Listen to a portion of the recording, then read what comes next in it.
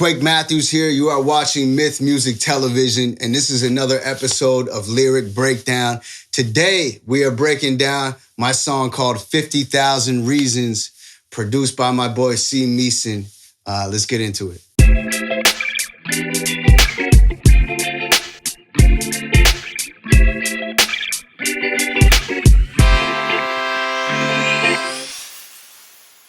My potential is infinite. Outlook is limitless. Ask Bubbles who his favorite rapper in the city is. Light flex, no big deal to start the song. Shout out to my homie Mike Smith. It was actually a cool story of how we met. Mike Smith, who plays Bubbles on Trailer Park Boys.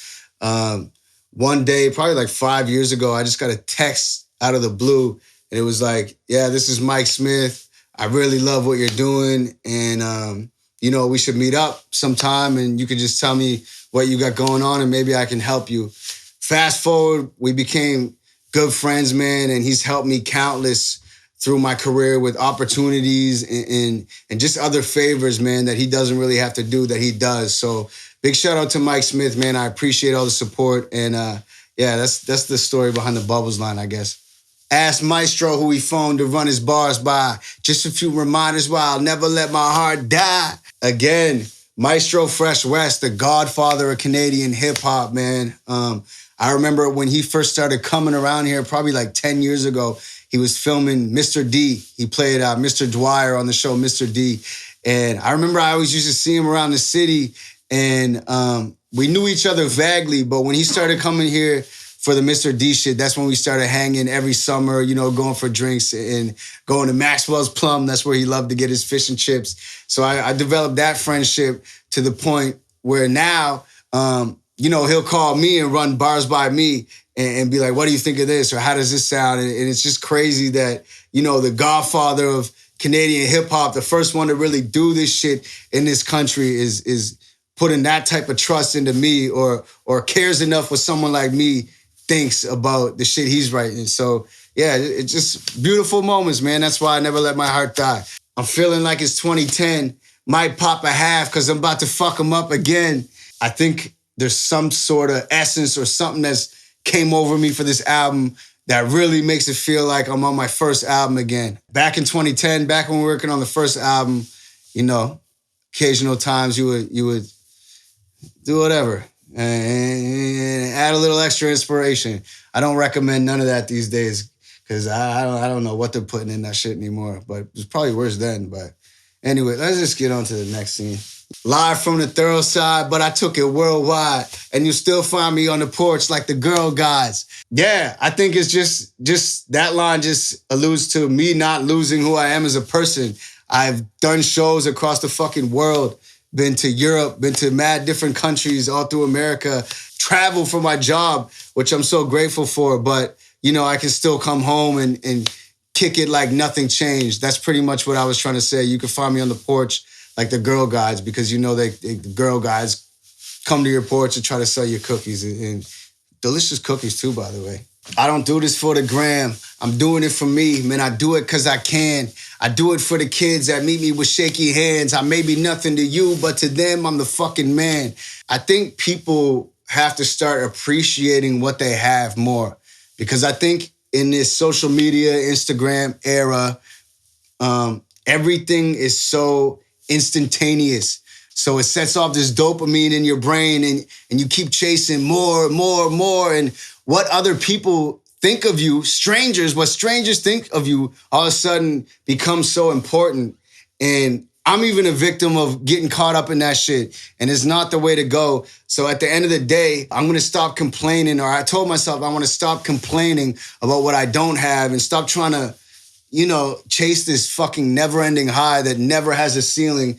And I want to start focusing on gratitude and people that surround me, people that already support me.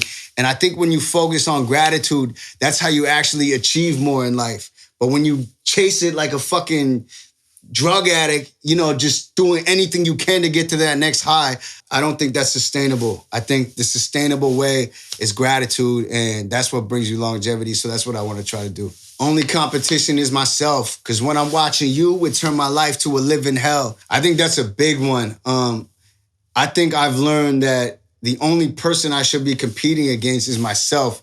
You know, I want to be better than I was yesterday because everybody has a different journey. So when you're on social media and you're watching everybody else's fucking highlight reel and you're comparing it to your journey, that shit isn't gonna add up, you know? Sometimes that shit is gonna turn your life to a living hell by comparing yourself to other people and watching other people. That's why when horses run those races, you know, like on tracks and shit, they put the blinders on the horses because if the horse looks to either side to see what anyone else is doing, it fucks up his race. And I think that's to be said about life too. So at the end of the day, I think compete with yourself. And it's cool to watch others for inspiration, but realize that everyone has a different path and that person's path may not be your path. I can feel heaven falling out the sky.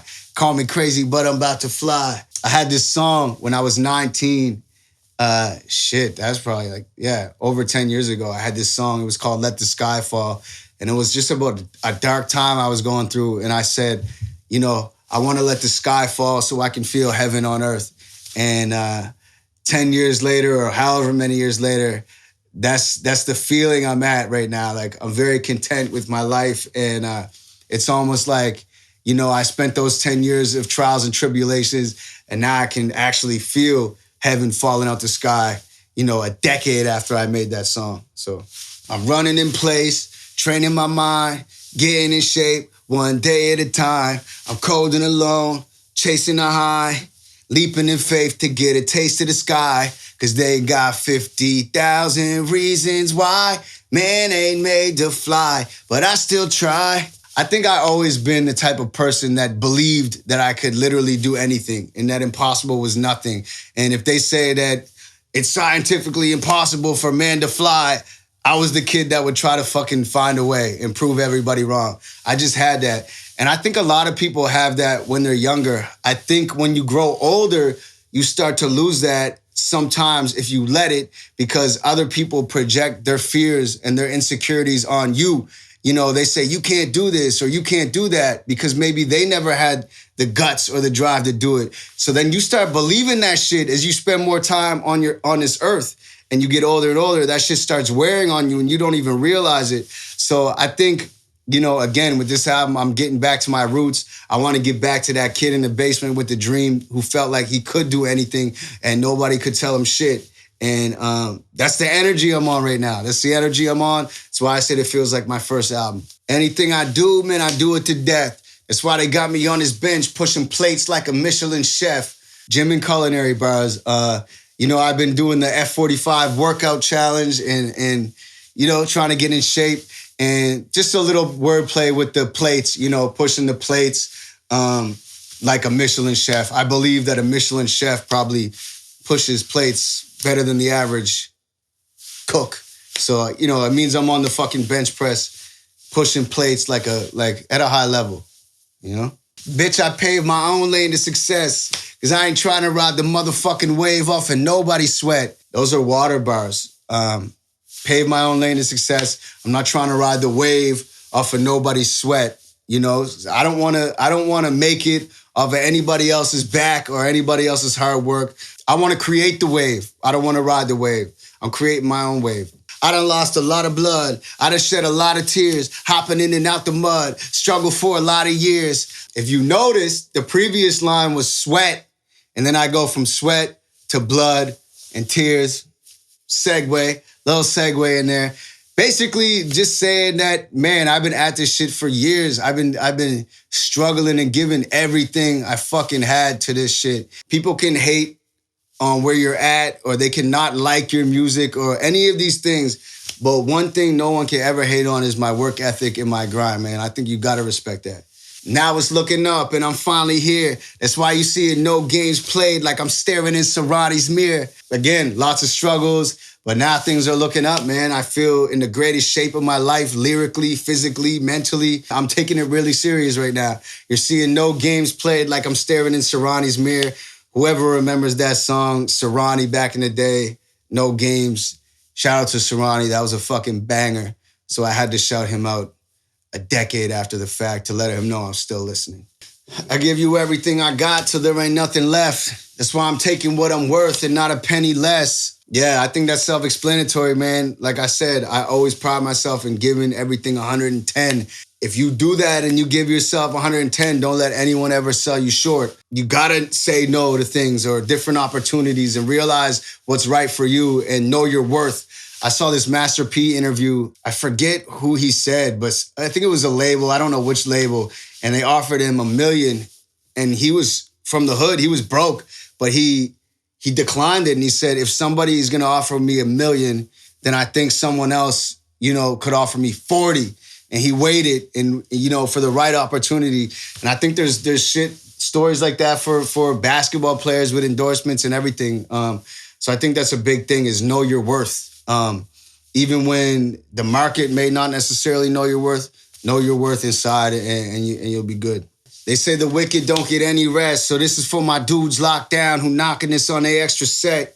As I'm sure we all do. We know people who are incarcerated, and I've received the overwhelming amount of support from people locked down. So this is just my way of throwing them some motivation and showing them some love back, because people locked down have always showed me a lot of love. Or I'd send CDs in there and I would hear feedback and they'd tell me over the phone that people were rocking with it and whatever. So that's just a little something to brighten the spirits, man, of everybody locked down.